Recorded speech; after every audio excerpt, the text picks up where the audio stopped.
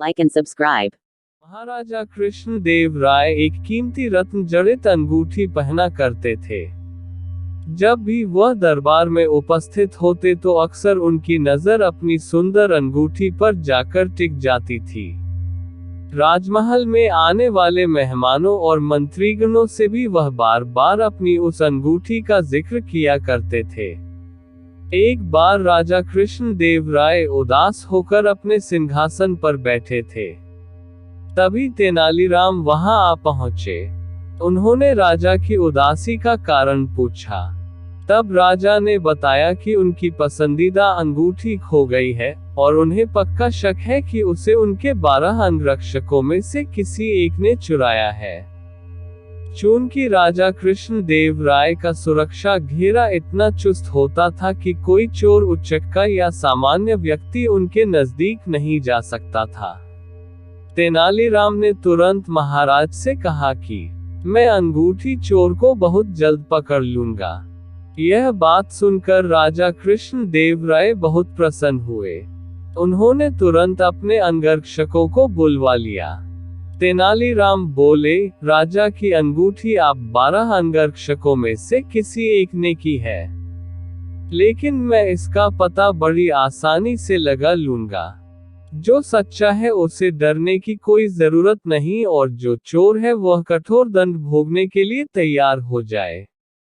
तेनालीराम ने बोलना जारी रखा, आप सब मेरे साथ आइए, हम सबको काली माँ के मंदिर जाना है।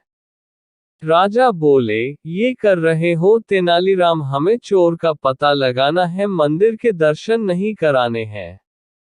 महाराज आप धैर्य रखिए, जल्द ही चोर का पता चल जाएगा। तेनालीराम ने राजा को सब्र रखने को कहा।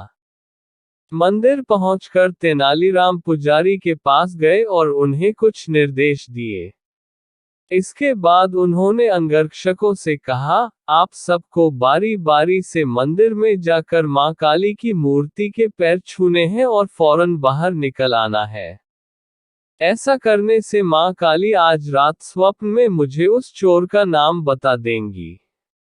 अब सारे अंगरक्षक बारी बारी से मंदिर में जाकर माता के पैर छूने लगे। जैसे ही कोई अंगरक्षक पैर छूकर बाहर निकलता तेनालीराम उसका हाथ सूंघते आर एक कतार में खड़ा कर देते। कुछ ही देर में सभी अंगरक्षक एक कतार में खड़े हो गए।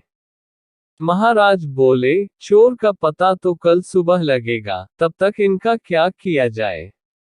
नहीं महाराज, चोर का पता तो लग चुका है। 7वें स्थान पर खड़ा अंगरक्षक ही चोर है। ऐसा सुनते ही वह अंगरक्षक भागने लगा, पर वहां मौजूद सिपाहियों ने उसे धर दबोचा और कारागार में डाल दिया। राजा और बाकी सभी लोग आश्चर्यचकित थे कि तेनालीराम ने बिना स्वप्न देखे कैसे पता कर लिया कि चोर वही है। तेनालीराम सबकी जिज्ञासा शांत करते हुए बोले, मैंने पुजारी जी से कहकर काली मां के पैरों पर तेज सुगंधित इत्र छिड़कवा दिया था, जिस कारण जिसने भी मां के पैर छुए उसके हाथ में वही सुगंध आ गई। लेकिन जब मैंने 7वें अंगरक्षक के हाथ महके तो उनमें कोई खुशबू नहीं थी।